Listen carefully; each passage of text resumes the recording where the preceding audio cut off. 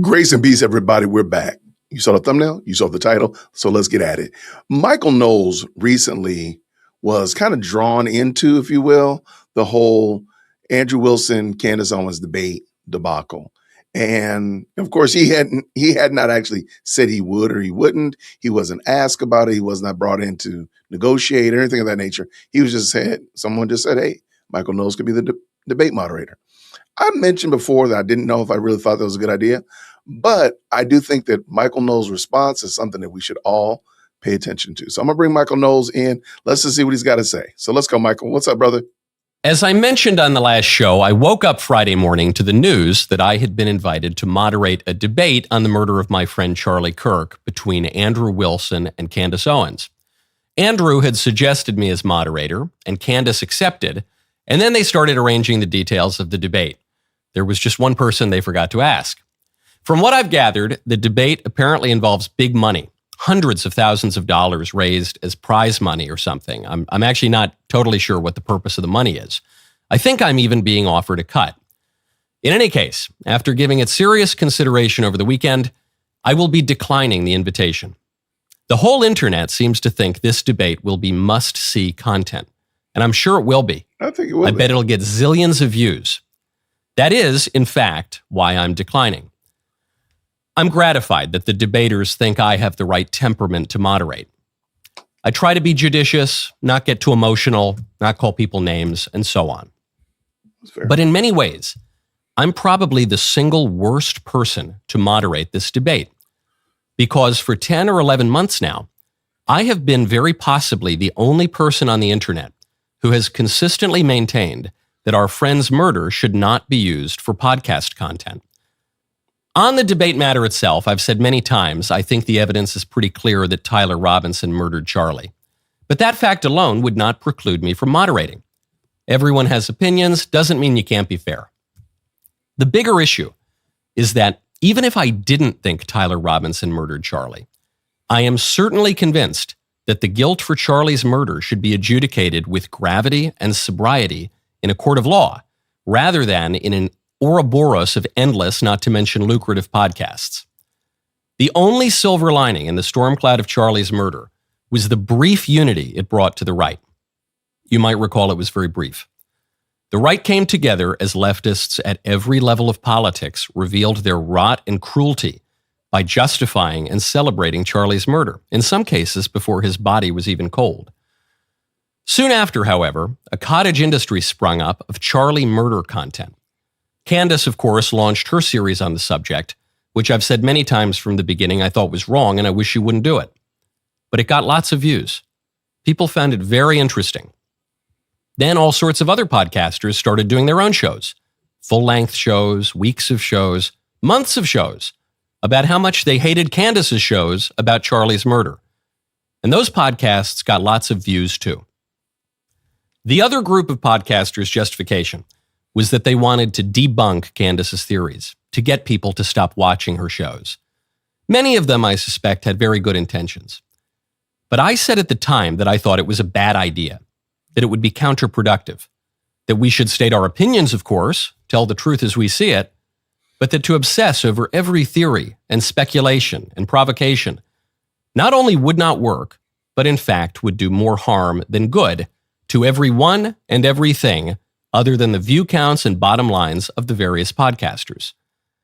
I predicted that this issue would only be resolved in a court of law, that opinions would only be changed by the prosecution and the defense, the sort of thing we began to see in the pretrial hearing last month, that all the rest of it was noise at best, and at worst, a very dark form of entertainment. Basically, everyone ignored my opinion, and many people harshly criticized me for suggesting it. But here we are, 11 months later, and despite innumerable podcasts on the subject, the matter has not been resolved.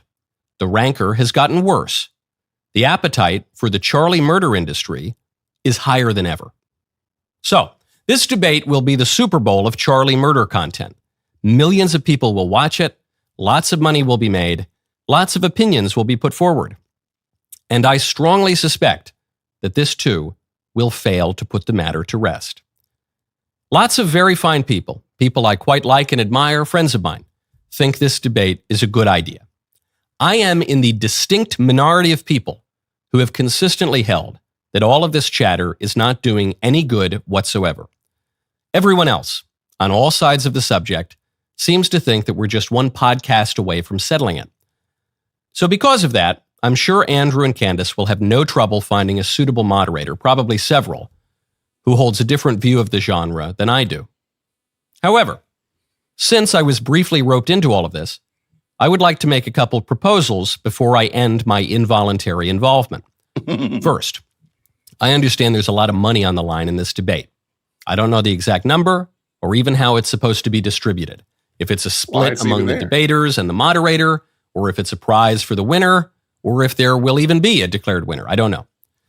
What I propose, though, is that every penny of the prize money, as well as the video monetization revenue from however many platforms this is streamed on and restreamed on, probably hundreds of them, goes to Charlie's kids. I would suggest a college scholarship fund, but Charlie famously hated college, other than Hillsdale, maybe Liberty, a few others.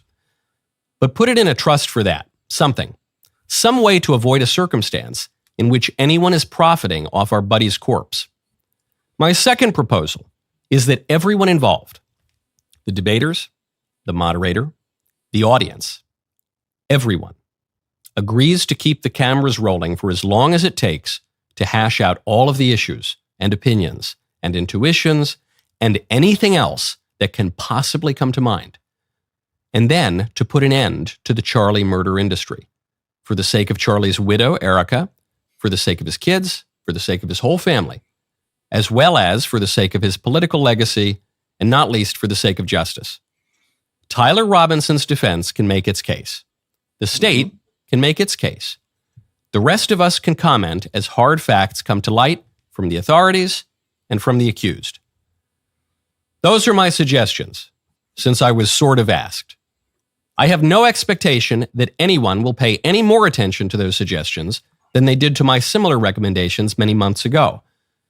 But the best thing that could come out of this debate is for it to be the final word of the Charlie Kirk murder industry. If I thought that were likely to happen, I might have agreed to moderate. And I'm open to being proven wrong. I hope I'm proven wrong. But I wouldn't put any money on it. Shout out to Michael Knowles. I appreciate him doing that, being willing to be clear and level-headed, and I agree with him 100%.